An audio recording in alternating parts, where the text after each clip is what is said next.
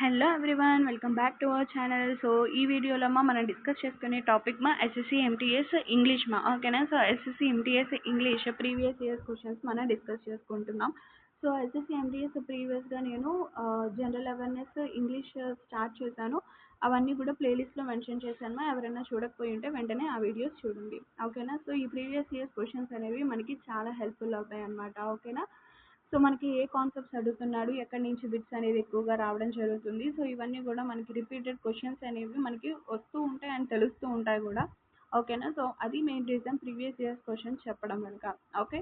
So ఇంకెందుకు late video begin చేసేద్దాము. మన ఫస్ట్ క్వశ్చన్ చూడండి. సో నేను ఇప్పుడు జనరల్ ఇంగ్లీష్ చెప్తున్నాను ఓకేనా. So English related.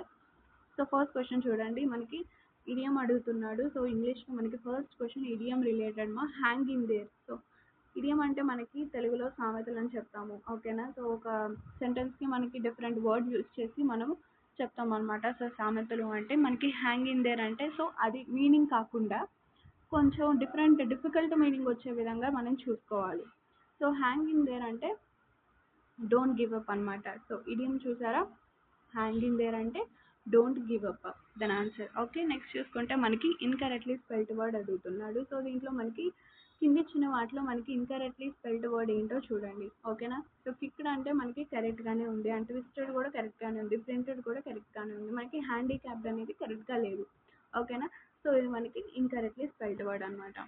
నెక్స్ట్ చూసుకుంటే మనకి ఆపోజిట్ వర్డ్ యాంటోనిమ్ అంటే ఆపోజిట్ వర్డ్.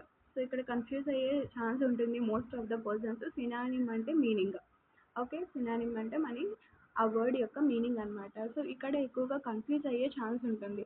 యాంటోనిమ్ ఏమో మీనింగ్ అనుకుంటారు, సినానిమ్ ఏమో ఆపోజిట్ వర్డ్ అనుకుంటారు. సో అది తప్పు. యాంటోనిమ్ అంటే ఆపోజిట్ వర్డ్ చెప్తాము, అండ్ సినానిమ్ అంటే మనకి మీనింగ్ అని చెప్తాము ఓకే. సో ఇక్కడ ఏమడుగుతున్నాడు, యాంటోనిమ్ అడుగుతున్నారు. సో నేటివ్కి మనకి ఆపోజిట్ వర్డ్ ఏంటి అంటే ఫారెన్ ఓకే. నెక్స్ట్ చూసుకుంటే మనకి కింద ఇచ్చిన అండర్లైన్ వర్డ్ ఒక సెంటెన్స్లో కింద ఇచ్చిన అండర్లైన్ సెంటెన్స్ ఇస్తాడనమాట. సో దానికి సంబంధించి వన్ వర్డ్ సబ్స్టిట్యూట్ ఏంటో మనం ఫైండ్ అవుట్ చేయాలి ఓకేనా. సో మనకి సెంటెన్స్ చదవండి ఒకసారి. The shells that were collected from the sea shores are kept on the shelf as the reminder of the place.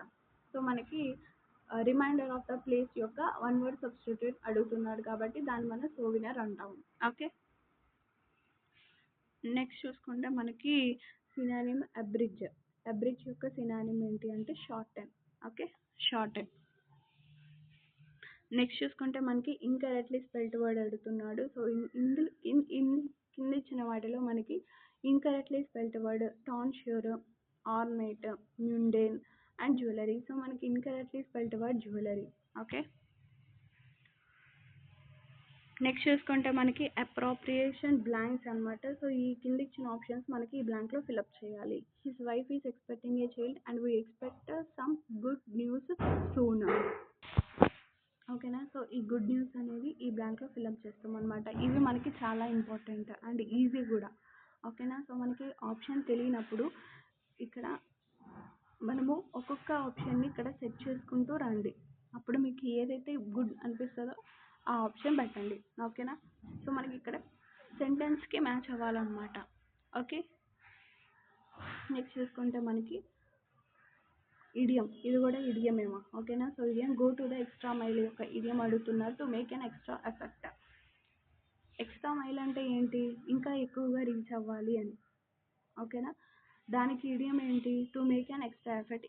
నువ్వు ఎక్స్ట్రా మైల్కి రీచ్ అవ్వాలంటే నువ్వు ఎక్స్ట్రా ఎఫెక్ట్ పెడితేనే కదా నువ్వు ఆ పొజిషన్కి రీచ్ అవుతావు, అది ఓకే. నెక్స్ట్ చూసుకుంటే మళ్ళీ మనకి అప్రోప్రియేషన్ వర్డ్ అడుగుతున్నాడు.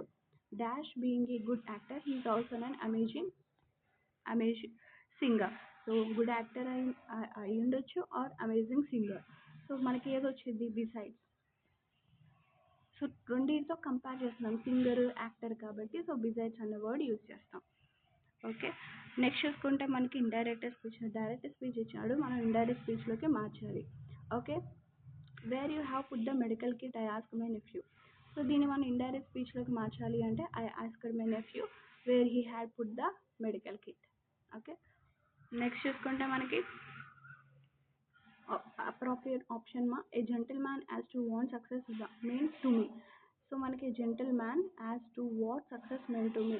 సో క్వశ్చనింగ్ అడుగుతున్నాడు అంటే క్వశ్చన్ చేస్తున్నాడు అంటే ఎంక్వైరీ చేస్తున్నాడు. We should put enquired. Next చూసుకుంటే యాక్టివ్ వాయిస్లోకి మార్చాలంట. ఒక సెంటెన్స్ ఇచ్చాడు, my brother was being laughed at by them.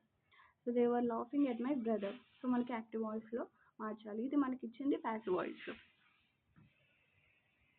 Next చేసుకుంటే మనకి ఆపోజిట్ వర్డ్ మా. సో ఆపోజిట్ వర్డ్ అడుగుతున్నాడు, majority. Opposite word minority. Okay. Next చూసుకుంటే మనకి గ్రాటిఫికేషన్. సో గ్రాటిఫికేషన్ సినానిమ్ అడుగుతున్నాడు. సో గ్రాటిఫికేషన్ అంటే కంటెంట్నెస్. కంటెంట్నెస్. ఓకే.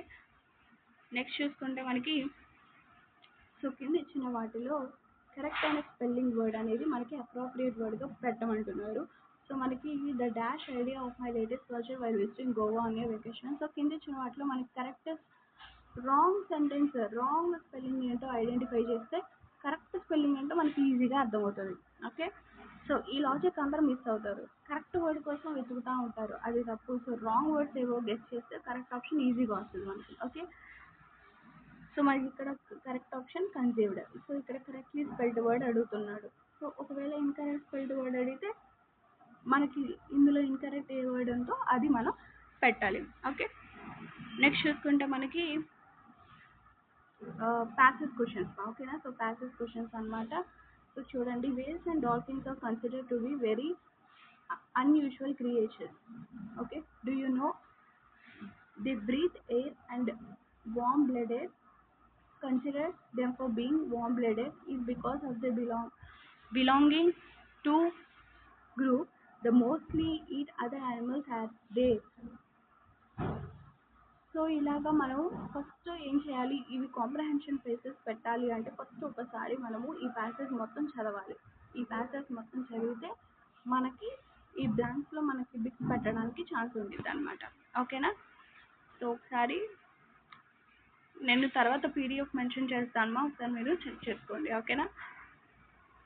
సో ఇవి అనమాట ప్యాసేజ్ క్వశ్చన్స్.